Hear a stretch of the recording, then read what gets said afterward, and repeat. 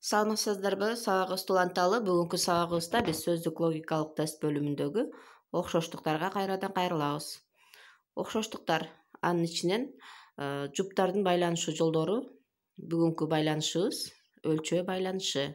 Өзүнүн аты эле айтып тургандай, бүгүнкү сабакта биз өлчөө жана ченөөгө байланышкан түшүнүктөрдү карайбыз. Төмөндөгү сүрөттө өлчөөчү шаймандар бир нече түрү турат. Булардын баардыгын биз буга чейинки өтүлгөн предметтик сабактардан билүүбүз зарыл. Өлчөө байланышы же болбосо өлчөөчү шаймандар бул көбүнчө физика илимине таандык. Өлчөө байланышында заттар жана аларды өлчөөчү буюмдар жана бирдиктер тууралуу сөз болмокчу. Анда эмесе төмөндөгүлөргө көңүл бурабыз. Өлчөөчү шаймандар: саат убакытты ченейт, тараза салмакты ченейт, транспортер бул бурчтарды ченөөчү шайман, метр узундукту ченөөчү шайман болуп эсептелет. Буга окшогон шаймандар бир нече. Ал эми бул жерде люксометр жана анометр деп аталуучу дагы бир өлчөөчү шаймандардын түрү турат. Биз бул ар бир шаймандын эмнени ченейт жана алардын бирдиги кандай, мына ошолорду алган билимдерибизге таянып эске түшүрүүбүз зарыл.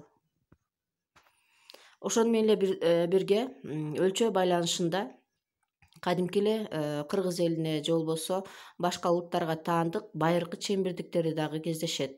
Мисалы, кулач, эли, карыш, сөөм, нукум, кадам, пут, батман деген сыяктуу өлчөө бирдиктери кездешет.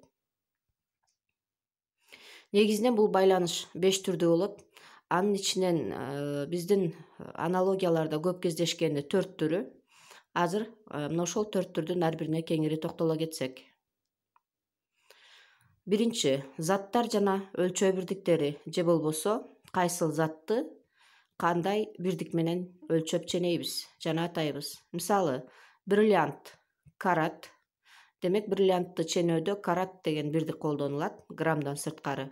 Көбүнчө карат деген бирдик бул асыл баалуу таштарга карата колдонулат. Сууну литр менен ченейбиз. Коро сотых же гектар менен ченелет.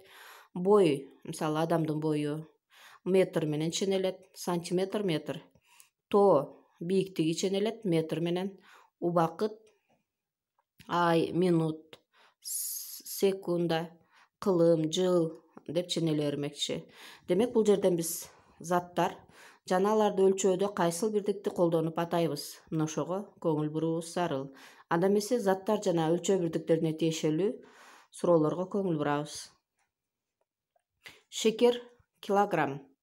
Демек, шекер бул зат, ал эми анын өлчөө бирдиги килограмм. Жоопторго көңүл бурабыз. Алтын салмак. Алтындын салмагы ченелет, бирок салмак деген сөз бул бирдик эмес. Ошол себептүү жооп туура эмес. Кийинки жооп. Узундук сызгыч. Узундук зат эмес, бул узундук түшүнүк болуп эсептелет. Ал эми сызгыч бирдик эмес. Бул шайман болуп эсептелип калат. Көлөм салмак. Бул жерде зат жана бирдик байланышы жок. Аркан метр. Демек, туура жооп. Арканды ченөө бирдиги метр. Кийинки суроо. Кездеме метр. Демек, кездемени ченөөдө биз метр, 1 метр, 2 метр, 3 метр деп метр бирдигин колдонобуз. Тараза салмак. Салмак дагы эле кайрадан бирдик эмес, тараза болсо шайман. Демек, бул жооп туура эмес. Пахта ак. Бул жерде өлчөө байланышы жок. Зат жана анын сыпаты байланыш болуп калды. Ошол себептүү жооп туура эмес. Сызгыч сантиметр. Бул жерде да зат жана бирдик байланышы жок. Сантиметр бирдик байланышы бирдик болгону менен сызгыч зат эмес, шайман болуп калат. Демек, туура жооп мунай баррель. Мунай бул нефти, ал эми аны ченөө бирдиги бул баррель деп аталат. Кийинки байланыштын дагы бир түрү заттар жана өлчөөчү куралдар. Бул жерде демек зат, ал эми анын жанына азыркы эле биз айткан бирдиктин ордуна өлчөөчү куралдар же шайман келет. Мисалы, көмүрдү тараза шайманы менен эсептейбиз, короону саржан менен чыгарабыз метр квадратын, суюктуктарды мерзунка менен ченейбиз, сүрөттө турат мерзункалар, кан басымы тонометр аппараты менен ченелет, температура термометр менен ченелет, убакытты ченөөчү шайман бул саат, ал эми багытты аныктоочу шайман компас. Анда эмесе суроолорго көңүл бурабыз. Шамал аномометр, демек шамалдын көбүнчө ылдамдыгы ченелет, демек шамалды ылдамдыгын аномометр деп аталуучу шайман менен эсептейбиз.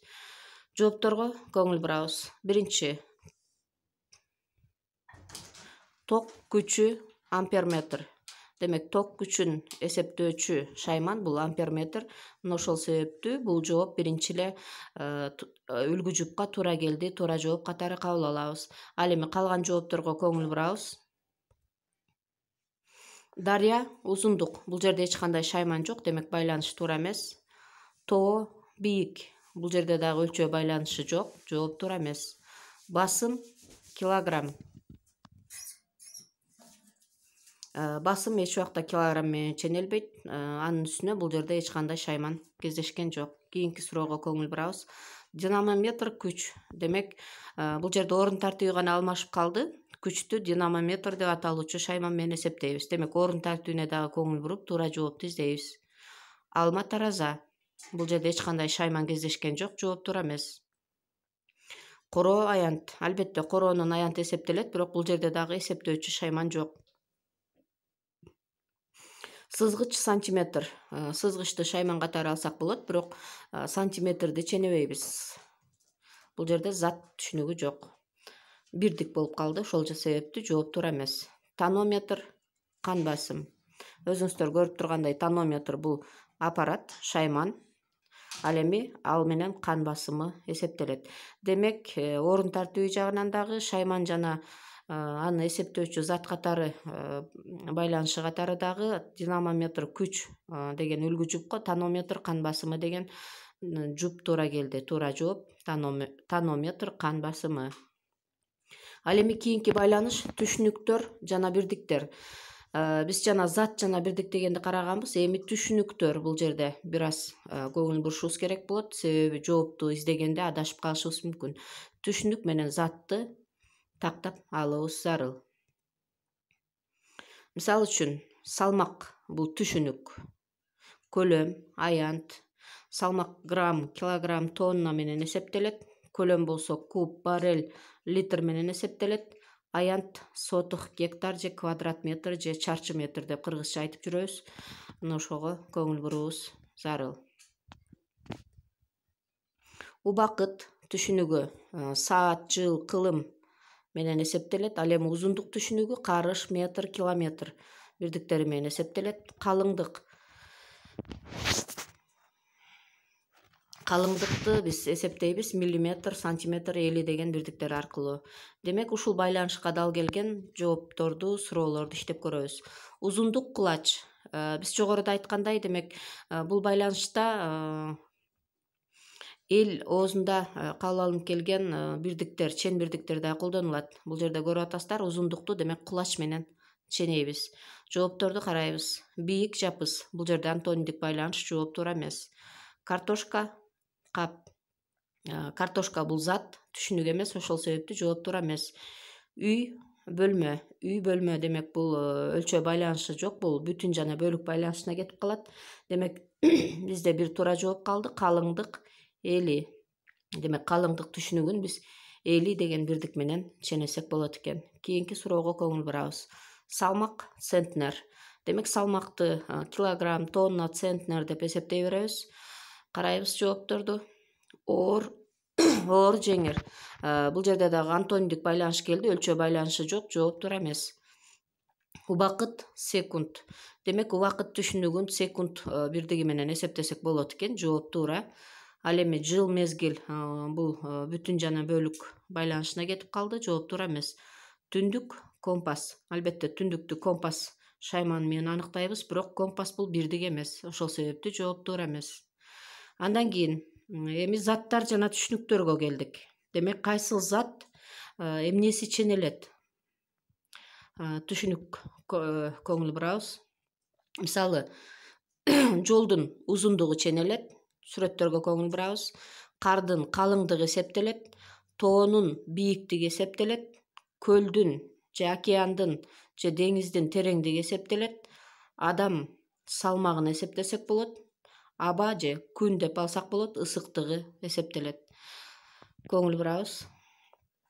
Суроолорго: шамал, ылдамдык. Демек шамалдын ылдамдыгы эсептелет. Шамал катуу. Жооп туура эмес. Шамал бороон. Шамал катуу дегенде шамалдын сыпаты болуп калды. Ал эми шамал бороон дегенде болсо бул синоним катары кабыл алсак болот. Жарык, люксометр. Бул жерде дагы зат жана түшүнүк байланышы жок. Тескерисинче түшүнүк жана шайман байланышы болуп калды. Туура жооп жарык, ылдамдык. Шамалдын ылдамдыгын эсептегенде эле жарыктын дагы ылдамдыгы эсептелет экен. Кийинки суроого көңүл бурабыз. Аба, ысыктык. Абанын ысыктыгы эсептелет. Суу литр дейт. Бул жерде зат жана бирдик болуп калды. Жооп туура эмес. Суу таза. Бул зат жана анын сыпаты жөнүндө сөз болуп атат. Жооп туура эмес. Суу туздуулук. Абанын ысыктыгы эсептелгенде эле суунун туздуулугу эсептелет экен. Демек биринчи сөзүбүз аба, суу бул зат. Ал эми ысыктык, туздуулук деген түшүнүк катары келип атат. Суу тараза. Бул жерде дагы жооп туура эмес. Мына ошону менен биз бүгүнкү өлчөө байланышында кездешүүчү суроолор жана аларда туура жоопту кандай багытта кантип аныктап билишибиз керек, мына ошолорго токтолдук. Сабагыбызды кайрадан улантып, кайрадан сабакта кездешкенче саламатта калыңыздар.